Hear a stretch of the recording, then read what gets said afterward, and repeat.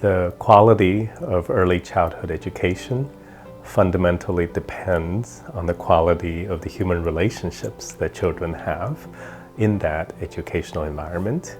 And what are relationships made of? They're made of little, simple, everyday interactions. And so whatever we have as the quality of interactions becomes the quality of the relationships, and the quality of the relationships becomes the quality of early childhood education. When we talk about simple interactions, we mean that these are the interactions that happens every day with ordinary people in ordinary places. For example, at home, when parents have a young baby, we're not talking about the birthday party. We're talking about diaper change. We're talking about giving the child a bath. We're talking about picking the child up in the middle of the night if the child cries.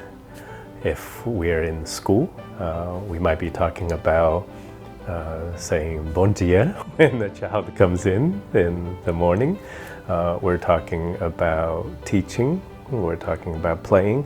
But we're also talking about when children are having their lunch or when children are going down for a nap in the afternoon.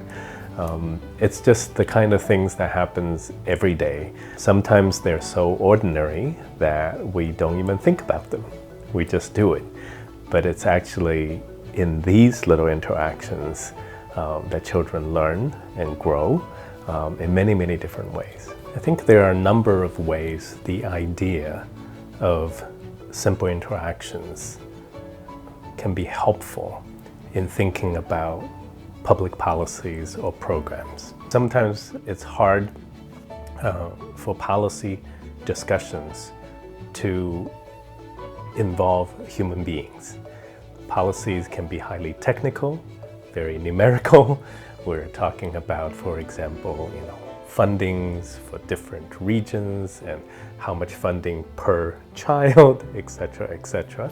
But if we can ask policy, right, or engage in policy in a way that becomes very human, would the interaction between an adult and a child that's impacted by the policy change as a result of this policy? So these are just some examples of how we might be able to push any level of policy with the question, help me understand how does that policy change the interactions that children, teacher, and families experience in their day-to-day life, which is what we call simple, everyday, ordinary interactions.